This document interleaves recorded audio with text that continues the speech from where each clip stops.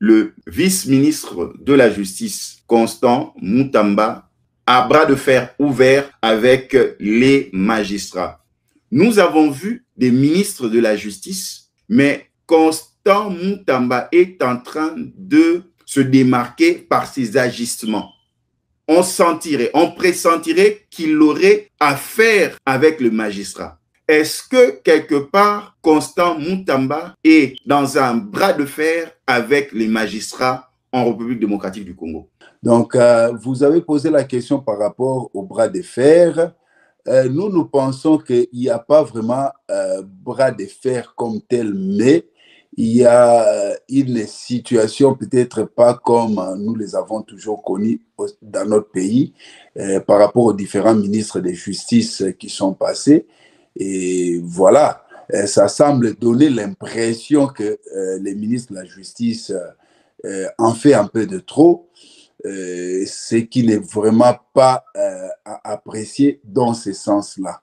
Parce que si je reviens à votre question, vous avez parlé en citant quelques situations qui peuvent révéler que les ministres seraient en affront avec les syndicats de magistrats. D'abord, j'ai dit non. Pourquoi? Parce que lui-même a une question lui posée. Le ministre de la Justice actuel, il a répondu en disant qu'il n'est pas en affront, il n'est pas contre les magistrats, mais il est contre certaines pratiques mauvaises que l'on retrouve au sein de notre appareil judiciaire.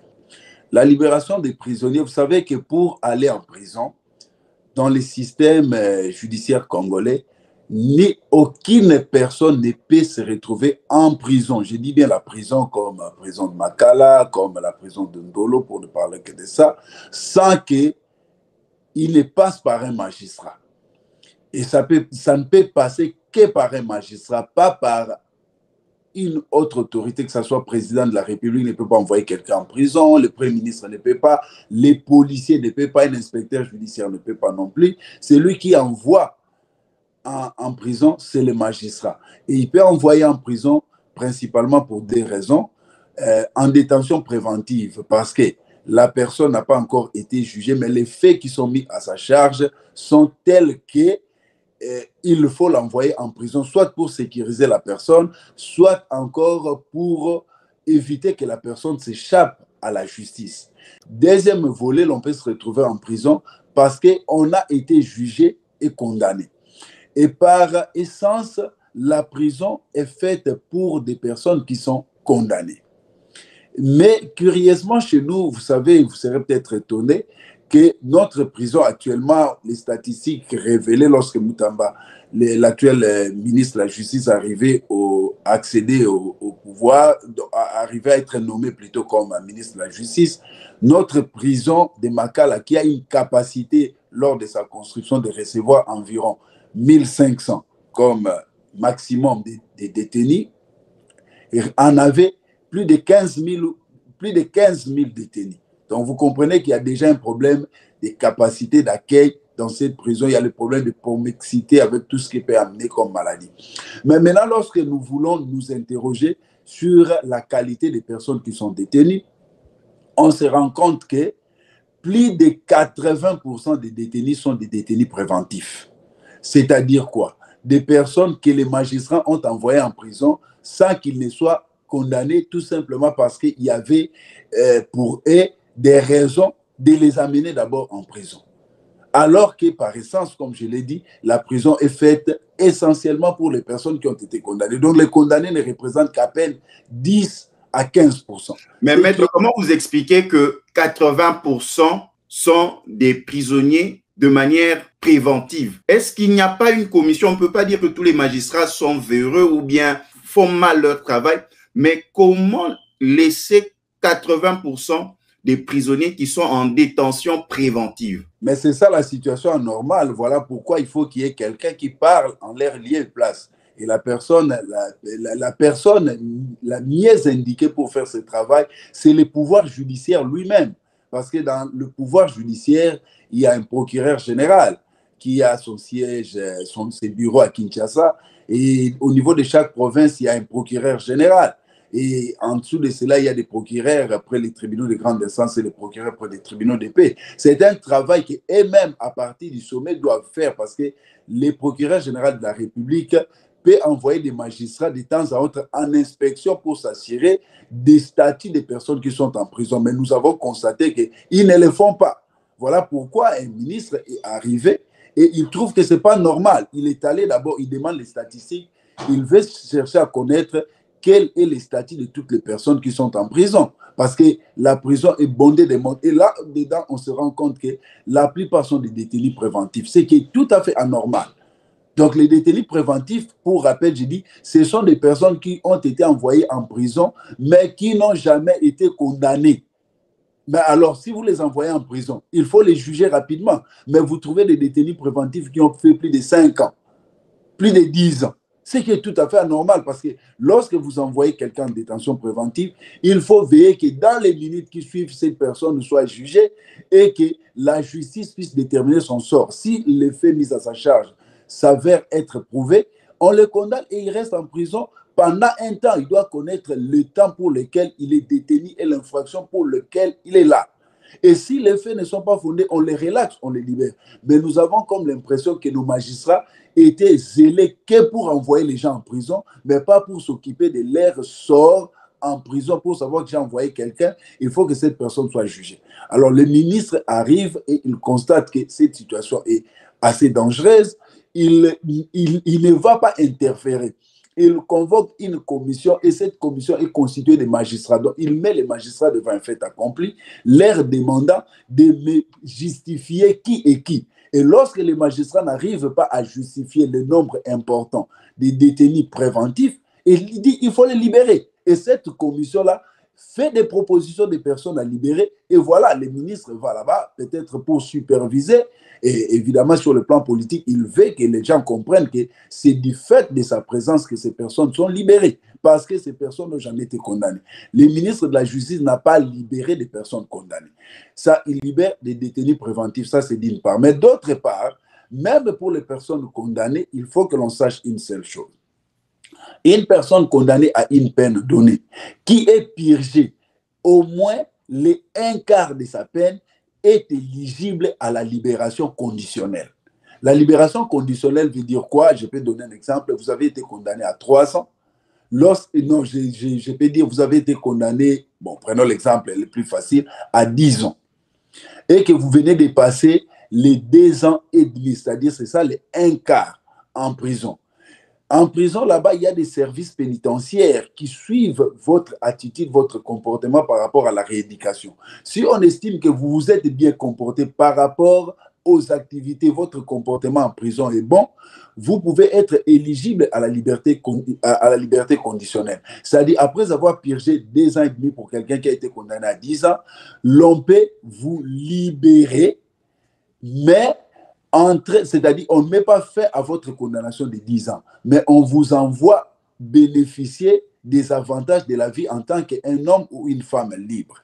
Et on vous suit pendant ces 10 ans. Si il s'avère que avant que la peine ne soit totalement commuée, vous commettez encore une infraction, on vous remet en prison pour purger la totalité de votre peine qui est de 10 ans, mais aussi on vous ajoute la peine pour l'infraction que vous avez commise pendant que vous étiez en liberté conditionnelle. Donc, vous voyez, alors ce sont ces personnes-là qui ont permis au ministre de la Justice, à travers une commission constituée de magistrats eux-mêmes mis devant un fait accompli, qui l'ont fait. Bon, je peux aussi ne pas passer silence que quelque part les magistrats se sont plaints. Mais les magistrats se sont plaints sans raison valable.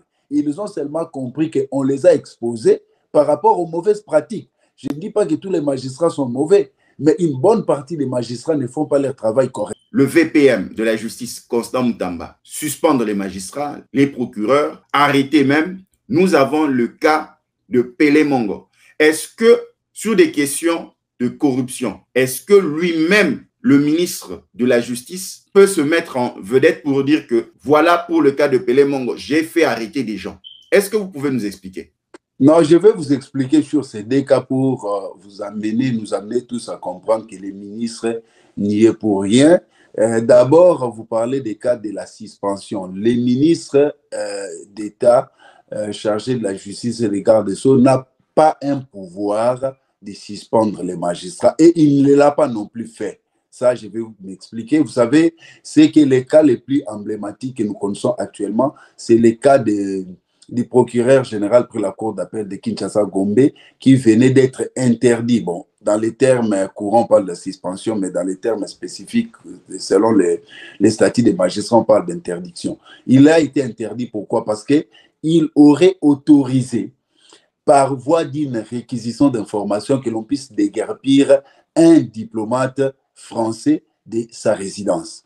Comme vous le savez, les diplomates sont couverts des immunités et même les locaux qu'ils utilisent dans un état donné sont couverts aussi par les immunités. Là, je vous épargne, il s'agit de la Convention de Vienne qui organise les droits diplomatiques, qui fait que ça soit ainsi. Alors, cela s'est passé, ça a créé vraiment un incident diplomatique de taille. Alors, ce n'est pas les ministres, contrairement à ce que les gens racontent, même les actes sont même publiés dans les réseaux sociaux, c'est le procureur général de la République qui a interdit son subalterne, c'est-à-dire la personne qui est sous son commandement direct et sous sa hiérarchie. Le procureur général de la République, il contrôle tous les procureurs généraux. Il y en a 27 pour toute l'étendue du territoire national congolais, à raison d'un procureur général par province, excepté la ville de Kinshasa qui connaît des parquets généraux, où il y a des procureurs généraux, l'un au parquet général de la Gombe qui a été suspendu et l'autre au parquet général de Matete. Donc, ce n'est pas les ministres qui l'ont suspendu, mais c'est le procureur général de la République, M. Firmin Vonde, qui a suspendu et qui a interdit son subalterne d'exercer. Et il l'a fait conformément au droit. Vous savez, ce que les gens doivent aussi comprendre. Il s'agit d'une interdiction ou, dans les termes courants, d'une suspension. La suspension, ce n'est pas une sanction. La suspension, c'est une mesure préventive. Autant les magistrats arrêtent les gens et les envoient en détention préventive, aussi en matière administrative, il y a des suspensions lorsque les faits sont graves. C'est-à-dire, on l'a suspendu et la suspension n'est pas une sanction, c'est une mesure préventive. C'est-à-dire que lorsqu'on l'a interdit ou on le suspend, on ouvre à sa charge un dossier disciplinaire. Et ce dossier disciplinaire-là est géré par la chambre disciplinaire du Conseil supérieur des magistrats. Donc, là-dedans, ne siègent que les magistrats, les ministres ne siègent pas là-bas. On va l'écouter, il va user de son droit de défense. Les syndicats des magistrats peuvent aussi l'accompagner pour s'assurer que son droit de défense est exercé dans les meilleures conditions. Et c'est à l'issue de l'ouverture de cette action disciplinaire qui est présidée, organisée par les magistrats, donc les pairs des magistrats suspendus, que la sanction pourra être proposée. Comprenez, la sanction pourra être proposée en ce moment, parce que jusque-là, il n'est que interdit, il n'est que suspendu et soumis à l'ouverture d'une action disciplinaire pour laquelle il doit se défendre. Et s'il se défend bien et que les faits ne sont pas fondés, il sera réhabilité. Mais si les faits mis à sa charge sont fondés, dans ces cas, viendra la sanction. Donc, ce n'est pas le ministre de la Justice qui l'a sanctionné. Pour aller maintenant dans le cas de Pélémon, il dit que, vous-même vous le dites bien, je tire cela de vos mots, j'ai fait arrêter. C'est-à-dire, il ne dit pas j'ai arrêté Pélémon, j'ai fait arrêter un monsieur qui a tenté de me corrompre dans mon bureau. Et pour la petite histoire, moi je n'ai pas le dossier en présence de moi, mais je suis un peu les réseaux et puis les médias par rapport à ces dossiers-là. Il s'agit d'une créance importante que M. Pélémon aurait sur le dos de l'ONATRA. M. Katende, vous êtes journaliste. M. Pélémon, vous et moi, nous ne savons pas qu'est-ce qu'il fait comme travail dans notre République. Bon, peut-être on peut nous dire c'est un homme d'affaires, mais il a une créance sur l'ONATRA de l'ordre de 43 millions de dollars. Voyez-vous vraiment ces messieurs-là, qu'est-ce qu'il aurait donné à l'ONATRA, qu'est-ce qu'il aurait vendu à l'ONATRA pour qu'on en arrive là? Et lorsqu'on remonte, lorsque le ministre lui dit il faut me démontrer d'où est partie cette créance. On dit que c'était une créance, peut-être il livrait certains biens à l'ONATRA et que ça faisait un total de 2 millions. Bon, même 2 millions, c'est quand même assez énorme. Mais ces 2 millions, lui, ont été payés. Mais comment on atteint 2 millions de dollars de créances, maître? Mais c'est là la question que nous nous posons. Et moi, j'ai fait une étude sur le marché public. C'est ça ma spécialité dans DEA. Les marchés publics, c'est en fait les établissements publics, les entreprises publiques comme l'État, lorsqu'il veut se procurer certains biens, il organise les marchés publics pour sélectionner la personne qui peut mieux lui offrir les services ou bien les biens dont il a besoin. Alors, les dirigeants de nos entreprises, les dirigeants de l'État congolais, pour la plupart des cas, ils les évitent d'organiser les marchés publics. Ils font passer des marchés de gré à gré. C'est-à-dire qu'ils trouvent des personnes à qui peuvent fournir les biens pour le compte, dans les cas d'espèces de l'ONATRA, des entreprises, des établissements, comme même des ministères. Et ces personnes-là, pour un achat, par exemple, de 10 000 $, ils facturent l'État peut-être même dans les 500 000, 100 000. Et cela s'est fait en connivence avec les dirigeants de ces sociétés. Ils touchent des commissions, ils acceptent ces montants-là. Et alors maintenant, quand il faut payer, ça pose problème. Mais maintenant, pour le cas d'espèce, lui a été payé et il dit que l'argent qui lui a été payé, les 2 millions, soi-disant, ont été payés dans un mauvais compte. Vous comprenez? Est-ce que c'est normal? A été payé dans un mauvais compte, il va réclamer à nouveau cet argent. Et comme l'ONATRA n'était pas à mesure de payer, ou c'est justifié en disant que vous avez déjà reçu paiement, il va saisir la justice pour dire que l'ONATRA, il détiendrait une créance sur l'ONATRA et pour lequel on ne veut pas lui. Ni à l'ONATRA, nous n'avons pas la présence de conseillers juridiques, ni au niveau de la justice, il n'y a pas de personnes lucides pour pouvoir remonter la pente pour dire que est-ce que les allégations sont vraies ou fausses? Est-ce que cette prétendue créance due à l'ONATRA à un individu de l'ordre de 40 millions, personne ne peut vérifier cela? Non, je vous dis qu'il y a des personnes qui peuvent vérifier, raison pour laquelle à l'ONATRA, il y a eu résistance, ça c'est d'une part. Mais au-delà de tout le contour de tout, c'est la haute mafia. Vous comprenez, c'est la mafia. Et il va saisir la justice contre l'ONATRA et cette justice va faire partie d'une créance de 2 543 000 $. Je ne sais pas si ça a un sens. Vous savez que même lorsque vous avez une créance contre une personne ou contre une institution et que vous saisissez la justice parce qu'il y a un paiement, parce que la personne refuse de vous payer, les intérêts que vous pouvez postuler sont réglementés. Quand la créance est civile, les intérêts ne peuvent pas dépasser 6% là. Quand la créance est commerciale, c'est 8% là. Alors, vous pouvez nous justifier comment l'on peut partir des 2 millions pour atterrir à 43 millions. Vous comprenez que c'est de la haute mafia entre ces opérateurs économiques et la justice. Vous comprenez? C'est en ce moment-là que le ministre a voulu un peu décourager ces gens-là lorsqu'on n'arrive pas à démontrer la régularité et on tente en même temps d'amener les ministres à entrer dans les délais parce que la démarche de cet opérateur économique, c'était d'amener les ministres à intervenir. S'il est allé dans le cabinet du ministre, c'était pour solliciter le concours du ministre d'intervenir pour que lui soit payé. Et vous savez qu'en pareille circonstance, c'est dire aussi au ministre que si vous m'aidez à recouvrer cet argent, voilà ce que moi je peux vous donner. Et c'est ce qu'on a semblé dire que c'est une tentative de corruption.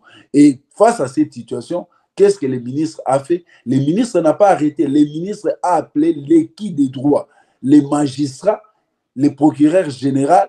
Qui peut faire ce travail? Le procureur général est venu, on l'a pris, on l'a amené dans l'office. On l'a interrogé parce qu'il y a ce qu'on appelle, en matière d'infraction, il y a aussi ce qu'on appelle la flagrance. La flagrance, c'est lorsque l'infraction est en train de se commettre ou tente de se commettre. C'est le cas. On l'a pris. Ce n'est pas du cabinet du ministre qu'il est allé en prison. Du cabinet du ministre, il est allé à l'office d'un magistrat qui l'a entendu sur procès verbal et ses moyens de défense n'étant pas convaincants, on l'a envoyé en prison en détention préventive et nous attendons maintenant rapidement qu'il soit jugé pour que si les faits sont fondés, qu'il soit condamné et si les faits ne sont pas fondés, qu'il soit relaxé.